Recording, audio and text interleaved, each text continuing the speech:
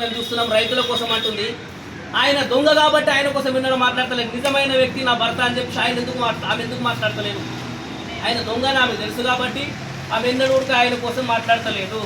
అవును నిజమే అని చెప్పేసి రైతులను కూర్చుండబెట్టి, డీసీఓలను కూర్చుండబెట్టి, ఎంక్వైరీ ఆఫీసర్ని కూర్చుండబెట్టి నిజా నిర్ధారణ ఏందో తీర్చుకోవాలని ఆమె ఒక బాధ్యత వల్ల వ్యక్తి కాదా కాన్సెప్ట్స్లా? ఆమె ఎందుకు మాట్లాడతలేదు? నా భర్త అసంటోడే కాబట్టి నేనేం మాట్లాడతాను, ఆమె పెదవి చెప్తలేదు. మా ఉద్దేశం ఏంటంటే ఆ 2,26,00,000 సరే సెకండ్ ఎంక్వైరీ కూడా 1,60,000 వచ్చింది. ఆ 1,60,000 ఎందుకు వచ్చిందంటే కొన్ని వేసిన ఫైన్లు వీళ్ళు వాళ్ళు ఆ అధికారులు ఎలా తీసేసారో తెలియదు. కొన్ని తీసేసి 1,60,000 కూడా వాళ్ళు ఇప్పటికి కూడా లెటర్ ఇచ్చారు. దాని కూడా మేమేమంటున్నాయి, రైతుల సొమ్ము తిని ఎక్కడెక్కడ నువ్వు ఆస్తులు సంపాదించుకున్న ద్వారా నువ్వు కావాలనుకుంటే కట్టి ఆ సొసైటీని కాపాడుతామని మేము అనుకుంటే నువ్వు కన్న ఊరునే దోషేసినావు, కాన్సెన్స్ మొత్తం భ్రష్టు పట్టించినావు.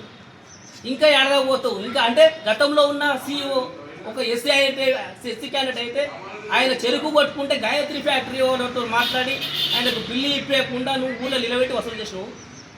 మరి నువ్వు ఇవాళ నువ్వు ఇంత 1,60,000 రూపాయలు నువ్వు నీ సీఓ ఇద్దరు కలిసి ఫ్రాడ్ చేసిన మేము అంటున్నాం. మీ ఇద్దరు కలిసి ఫ్రాడ్ చేసిన పైసలు మరి నువ్వేదో 3 సుట్లు ఇది అనుకుంటూ అది అనుకుంటూ కాలయాపన చేస్తున్నావు. చూస్తున్నాం. మేము కూడా ఒక టైం చూస్తాము.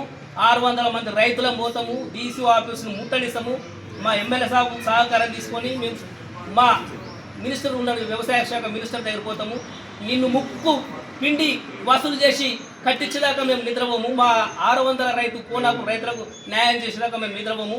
మీరు ఏదో నేను ఎంత పెద్ద ఘనకార్యం చేసినా నువ్వు పేపర్ స్టేట్మెంట్ వేసుకున్నంత మాత్రాన అది ప్రజలు నమ్మరు. మా రైతులు ఊరోళ్ళు మాత్రం నమ్మరు. బయట వాళ్ళు నమ్ముతుండొచ్చు కానీ మా ఊరోళ్ళు నమ్మేటోళ్ళు లేరు, నమ్మే ప్రసక్తే లేదు.